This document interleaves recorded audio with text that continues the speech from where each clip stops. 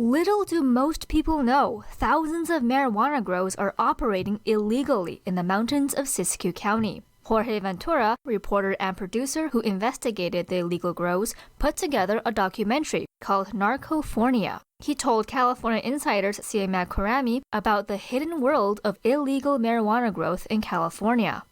Up in Northern California, it's Mexican cartels, it's Chinese, it's Russians, you have California prison gangs, and then you also have this kind of, what we explored more was the Hmong community being involved in illegal grow operations. And we were absolutely fascinated by not only the control that these cartels have, but also what they did just to local communities. We interviewed firefighters who actually told us that there's areas up in Northern California that they don't respond to 911 calls because it's all cartel related, heavily armed folks. Ventura said legal marijuana growers are shrinking because they can't compete with the black market. So it's all the cartel stuff because A, they're not paying any taxes into the system. They don't even pay their workers. Or workers, majority of the time, are actually smuggled from Central America, and they're actually paying off a debt here. They're stealing the water, so that's hurting us here in California because we're in a major drought. Ventura explained that in 2006, the Siskiyou County clerk noticed 600 new registered voters, all Asian names. This was unusual in a small rural area with a population of about 2,000, consisting of mainly whites and Hispanics. And so when she started to look at the names, she started to notice that the names were also registered to vote in other counties. And actually, majority of those names didn't even have an address in Siskiyou. Now, what they did find is one parcel, which is like a little piece of land, had 55 registered voters. Wow.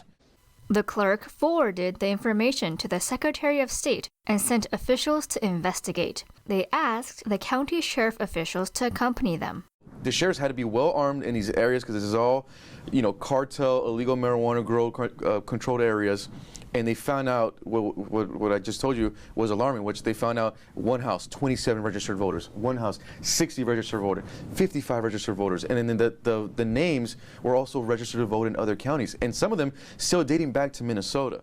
Ventura explained that the Hmong people moved to Siskiyou County from Minnesota and bought parcels of land. Later, they started growing marijuana illegally on it. So what these Hmong farmers are doing, or growers, is they're finding white farmers that are willing to sell them water under the table, and they're buying, there's an estimate there's about 9 million gallons of water either being stolen or kind of being bought illegally under the table, and they're being brought to these farms to grow. So the farmers have been getting hit the hardest.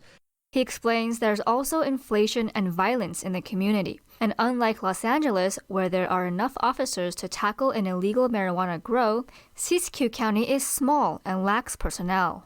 So I asked one of the sheriff deputies, I said, hey, if you don't mind, what are you making? Tackling on cartel grows and weapons and human smuggling, traffic, and water theft. He says, we actually start off at just $20 an hour. I said, wow. $20 an hour to take on these guys, heavily armed, illegal growers, all types of stuff? He says, yeah. He's like, that's why we can't find enough bodies, because who wants to get paid $20 an hour to take on cartels and being in a risk of a gunfire fight? Ventura says the amount of people missing is high and is connected to the illegal grow operations. Law enforcement told him in the Hmong community alone, their illegal grow operation in Siskiyou County is a $49 billion black market industry.